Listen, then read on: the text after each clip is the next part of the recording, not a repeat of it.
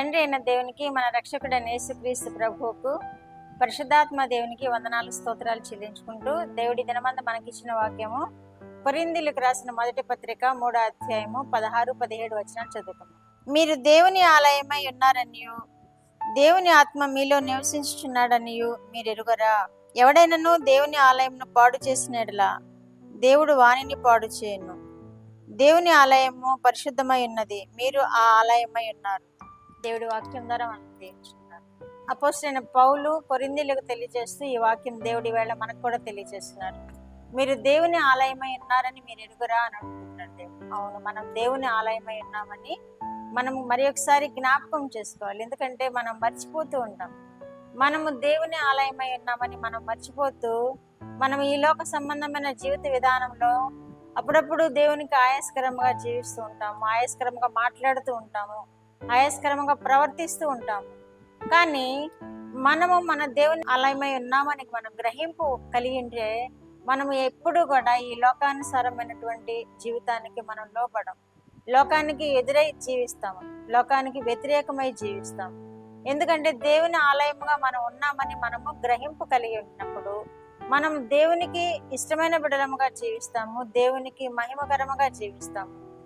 లేకపోతే మనము దేవుని ఆలయమై ఉన్నామని మన మనసులో జ్ఞాపకం చేసుకోనకపోతే లోకంలో ఎలా జీవిస్తున్నారో మిగిలిన వారు, దేవుని ఎరుగని వారు ఎలా జీవిస్తున్నారో మనము కూడా అలా జీవించే అవకాశం ఉంటుంది. కాబట్టి మనం నిరంతరము దేవుని ఆలయమై ఉన్నామని మనం గ్రహింపు కలగాలంటే దేవుని వాక్యం మనం ధ్యానం చేస్తూ ఉండాలి, దేవుని ప్రార్థిస్తూ ఉండాలి, దేవుని ఎడల మనము మెళకువ కలిగి జీవించాలి. అప్పుడు దేవుడు మన ఎడల ఆయన కృప చూపి మన హృదయంలో ఆయన నివాసం ఏర్పాటు చేసుకుంటాడు. కనుక మనము దేవుని ఆలయమై ఉన్నామని మర్చిపోకుండా జ్ఞాపకం చేసుకుంటూ ప్రార్థనలు, విజ్ఞాపనలు, యాచనల ద్వారా ఆయనను సమీపంగా జీవించినప్పుడు, ఆయనకి కృతజ్ఞతాస్తులు చెల్లిస్తూ మనం జీవించినప్పుడు నిరంతరము మనము దేవునికి ఆలయముగా ఉంటాము.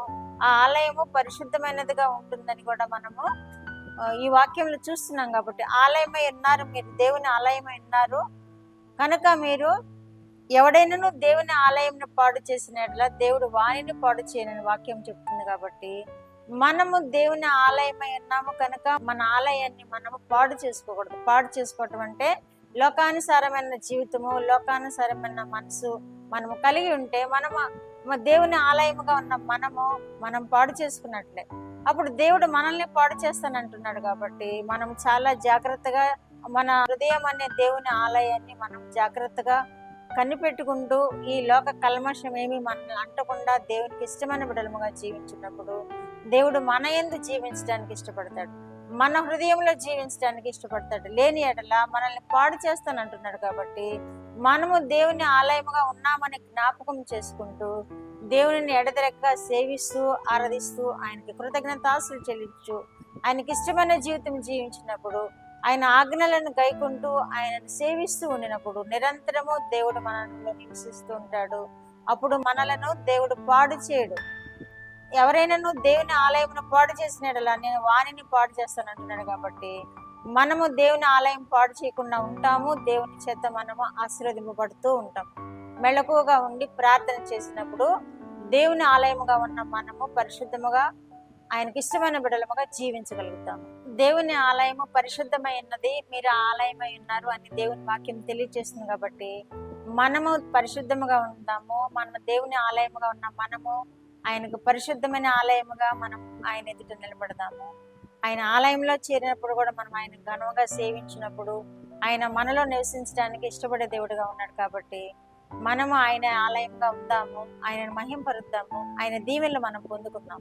అట్టి కృప వినుచున్న బిడ్డలందరూ పొందుకుందరు కాక. ప్రార్థన. మా దేవా, మా ప్రియ పరలోక ప్రభువా, మీ పరిశుద్ధ పాదములకు వందనాలు, స్తోత్రాలు. మా రక్షకుడు అయిన యేసుక్రీస్తు దేవా మీకు స్తోత్రాలు. పరిశుద్ధాత్మ దేవా మీకు స్తోత్రాలు. ఇచ్చిన వాక్యము కొరకు మీకు స్తోత్రాలు ప్రభువా. బిడ్డలను మీరు దీవించండి నాయన. ఈ లోక మాలిన్యం అంటకుండా జీవించే కృప బిడ్డలందరికీ దయచేయండి ప్రభువా. మీరే మహిమ పొందే విధముగా వారిని ఆశీర్వదించండి, వారిని కాపాడండి, వారిని సంరక్షించండి, వారి యవన బిడ్డలను సంరక్షించండి. ఉద్యోగముల కోసం ఎదురు చూస్తున్న బిడ్డలను మీరు దీవించండి, ఉద్యోగములతో ఆశీర్వదించండి. కుటుంబాల్లో మీ కృపను అనుగ్రహించి నేను మీ ఆలయముగా ఉన్న బిడ్డలను మా ప్రభు మీరు సంరక్షించుకొని మీరు మహిమ పొందమని యేసుక్రీస్తు వారి పేరిట మనలో మీ పాదములెత్తి వేడుకుంటున్నాను పరమ తండ్రి. ఆమేన్.